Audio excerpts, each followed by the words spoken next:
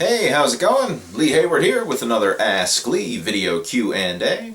And this one is sent in via email from Kevin. And he says, Hey Lee, do you mind helping me understand how to calculate macros for a homemade dish? Or make a video of it. For us beginners. Says, I'm currently 175 pounds, 5'6", been lifting for 3 years now. I'm not competing, just to be in shape.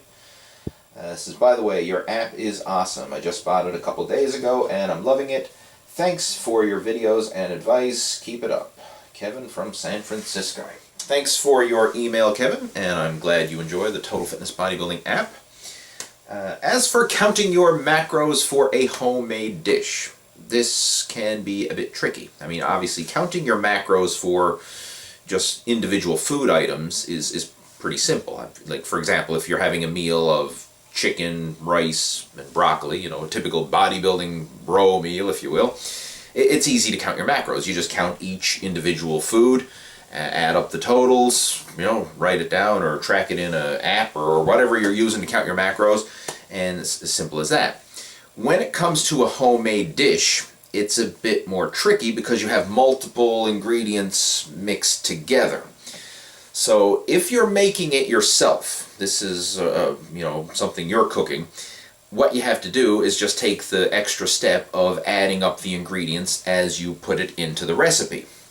So for example, let's just say you're having homemade spaghetti, I don't know, or lasagna or something like that. You would take all the individual ingredients. So you would look at, okay, I'm putting in 2 pounds of meat. Well, you'd calculate the macros for the 2 pounds of meat. And then you're, okay, I'm going to add in a box of pasta, you know, noodles or whatever. Then you would calculate the macros for however much noodles you're adding. And then the sauce, you know, the tomato sauce and the vegetables. And you would just add up every individual ingredient, add them all up together, the macros for each one. And then you would divide it by the servings that you would get from the recipe. So if you made a lasagna and it was enough for 6 servings, just take the totals, divide it by 6, and that would be the macros per serving.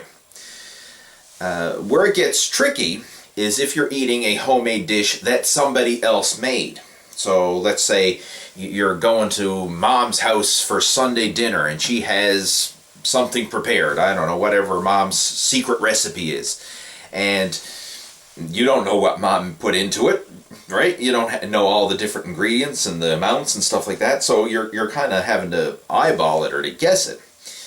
What you can do, and this is by no means perfect, but it will give you something to help track your macros to a certain degree, is you can go to look at a comparable processed food item. So what I mean by this is, let's say mom made her famous homemade lasagna.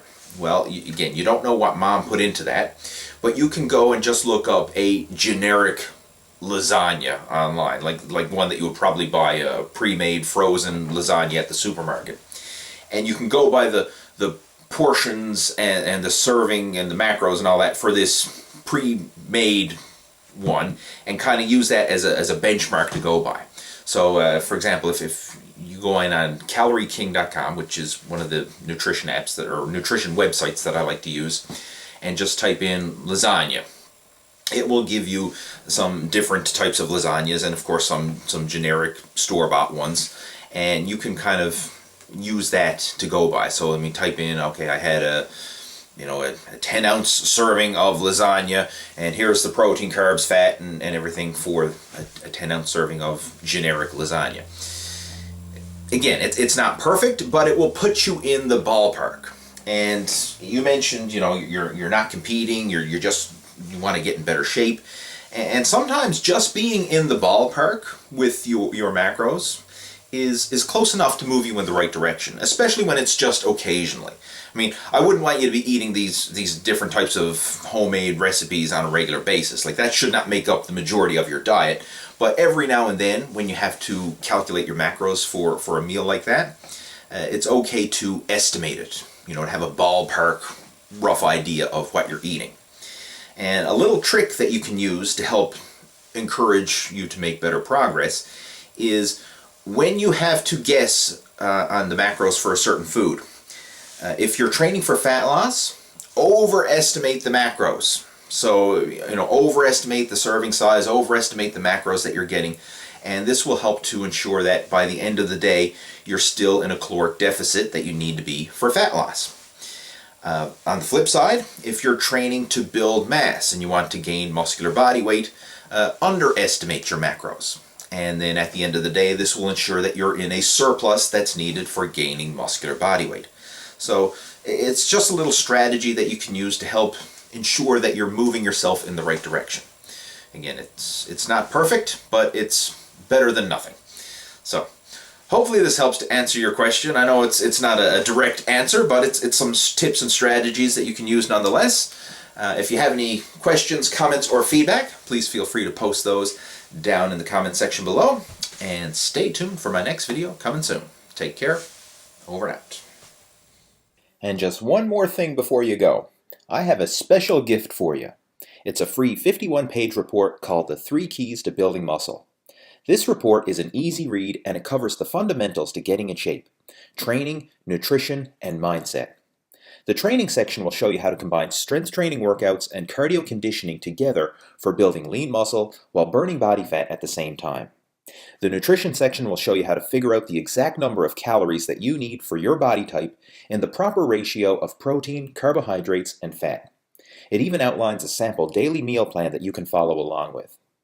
And finally, the section on mindset will help set you up for success by taking a practical and realistic approach to goal setting and following through with your fitness program.